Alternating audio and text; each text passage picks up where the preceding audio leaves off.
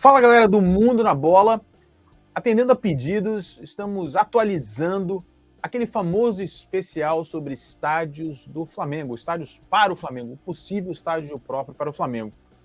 Isso será uma série de vídeos que a gente vai falar sobre a localização ideal do estádio do Flamengo, a viabilidade, os problemas do atual Maracanã, possíveis reformas do Maracanã e o que seria o estádio ideal para o Flamengo, em termos de capacidade, desenho arquitetônico, enfim.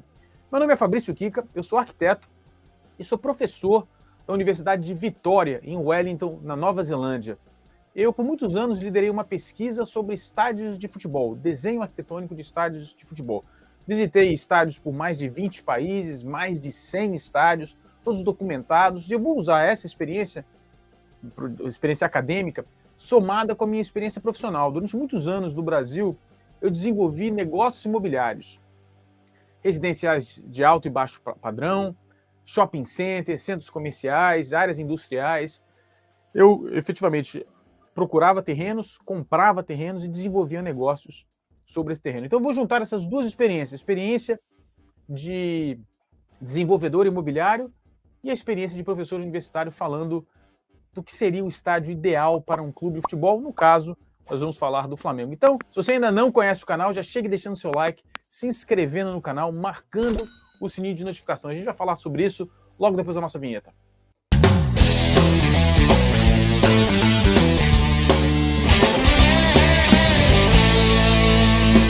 Então, galera, o que seria o terreno ideal para o Flamengo em termos de localização? E eu vou começar pela localização, a gente podia começar com viabilidade, mas eu vou começar falando sobre localização, porque a maior parte das pessoas que me contactam, que tentam falar comigo sobre o estádio, eles chegam, achei um terreno não sei aonde, em Del Castilho, achei um terreno na Barra da Tijuca. Galera, má notícia, todos os terrenos na cidade do Rio de Janeiro e Grande Rio de Janeiro já foram mapeados e são conhecidos no mercado imobiliário. Todos. Não há exceção de nenhum terreno.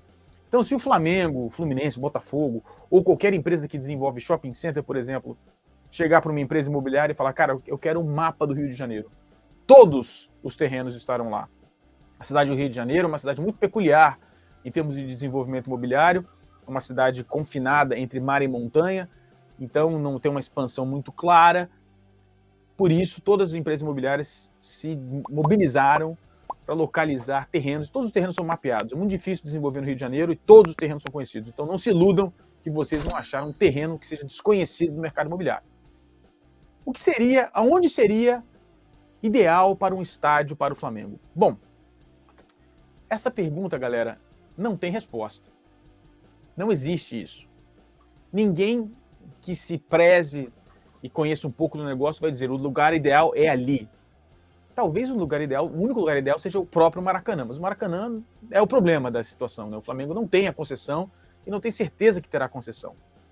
Então, aonde seria ideal e como se localizar a área da cidade para se procurar um terreno para o estádio do Flamengo? Bom, é preciso fazer uma pesquisa, porque não há achismo nesse mercado. Não há espaço para o que acha, o presidente acha, o vice-presidente acha, não é. A definição da localização de um negócio imobiliário, e o estádio é um negócio imobiliário, passa por uma pesquisa séria e profunda, começando pelos torcedores. Então você tem aí, desse lado aqui, o mapa da cidade do Rio de Janeiro. E é preciso que se conheça em detalhes o torcedor do Flamengo. E isso, para se conhecer o torcedor do Flamengo, é preciso identificar de onde ele vem, como ele vem. É preciso um estudo chamado estudo de origem e destino. É uma adaptação, não é exatamente isso, mas é uma adaptação do que seria um estudo de origem e destino. Da onde eles vêm e para onde eles vão. E como eles vêm. Isso, na situação do Flamengo, é relativamente simples de fazer, porque o Flamengo já tem, né, esses dados do programa Sócio-Torcedor. Está lá disponível no Sócio-Torcedor, você só precisa colocar no mapa. E, é claro, precisa pesquisar também os torcedores que vão ao estádio e não são só os torcedores. Você vai ter uma imagem parecida com essa imagem aí que eu estou colocando na tela agora em tamanho maior. Você cria essas nuvens, quanto mais vermelho, maior a quantidade de torcedores que se deslocam daquela região para ir ao estádio. Depois disso, depois desse estudo, que você já começa a ter uma indicação de onde os torcedores estão vindo, você simplifica e você faz uma análise do transporte público disponível e das vias de deslocamento rápido, né? Grandes avenidas, enfim, estradas, e você coloca isso no mapa. Isso é claro, galera, é uma simplificação. Eu estou simplificando o máximo possível, não é um estudo, não é nenhuma imagem de estudo. Eu vou mostrar uma imagem ali para frente para vocês verem mais ou menos como seria isso de verdade. Bom, depois você começa a cruzar informações. Você tem aí essas circunferências também, elas vão diferir, elas vão ter dimensões diferentes.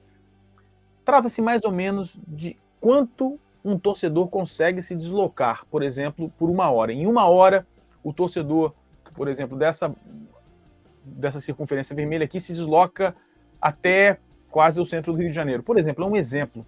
Você traça essas circunferências e na interseção do maior número de circunferências você tem a região prioritária para a procura do estádio, que é mais ou menos o quanto o torcedor consegue se deslocar. Isso, novamente, é uma simplificação. E essa é uma pesquisa puramente quantitativa. Ela nos dá números e ela nos dá uma indicação espacial relativa aonde seria ideal para se procurar um estádio.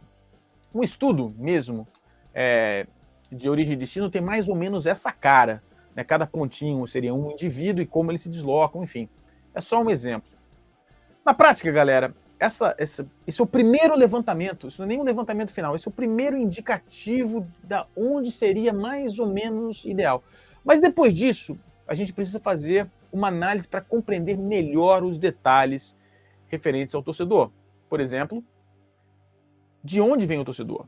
A gente já sabe mais ou menos da onde ele vem, mas ele pode vir do trabalho, por exemplo, durante os dias de semana. Talvez ele não vá para casa. Então a gente precisa fazer uma outra pesquisa. Depois dessa pesquisa de origem e destino, que é uma pesquisa que você faz através dos dados do sócio-torcedor e também com pesquisadores na porta do estádio, anotando de onde eles vêm, fazendo pergunta se você veio de onde, por gentileza, quer responder a pergunta. Você diminui esse grupo, você faz o que seria um focus group. Você diminui o número de pessoas, você faz uma entrevista mais aprofundada com um grupo de torcedores, entre 5 e 15 torcedores.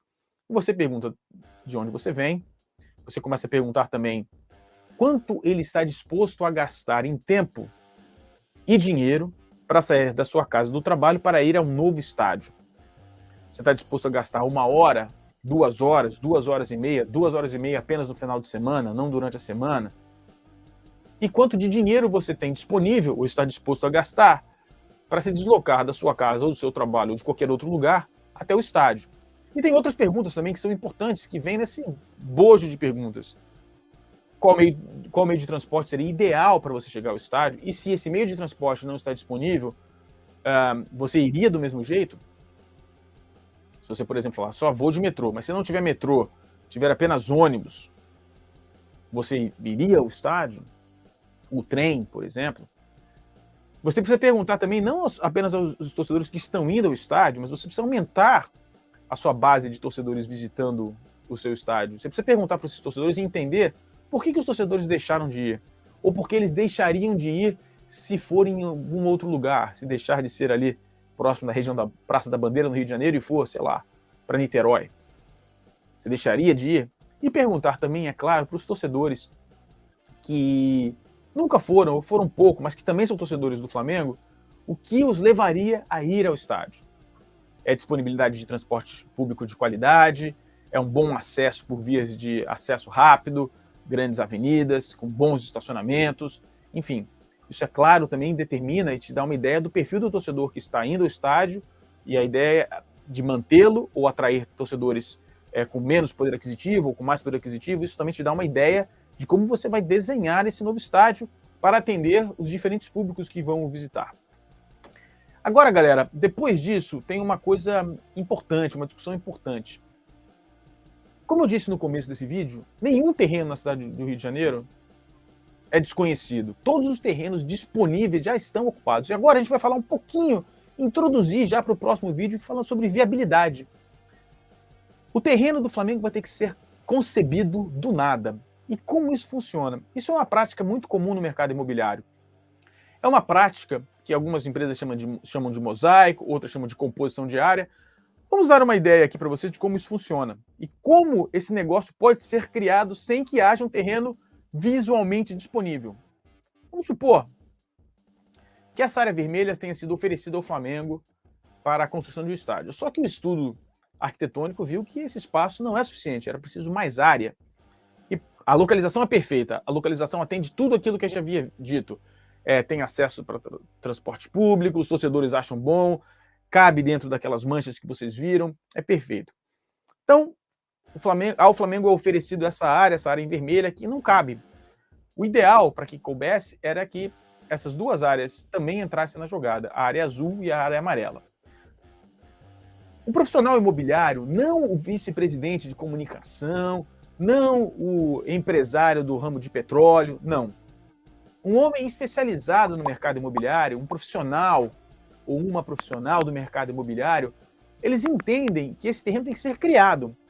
Então, por exemplo, nessa situação que apenas o terreno vermelho tenha sido oferecido ao Flamengo, o profissional imobiliário assinaria, por exemplo, essa é uma das maneiras de fazer, eu estou simplificando, assinaria uma opção de compra e venda do terreno em vermelho por um prazo de 60 dias ou 6 meses, por exemplo, e tentaria comprar os outros terrenos, o terreno amarelo, que seriam vários terrenos, né, vários terrenos de residências menores, e é sim uma compra devagar, é uma compra às vezes uma por uma, tem que ser sigiloso, porque se essa pessoa souber que o terreno vermelho está sendo vendido para o estádio, o preço vai subir nas alturas.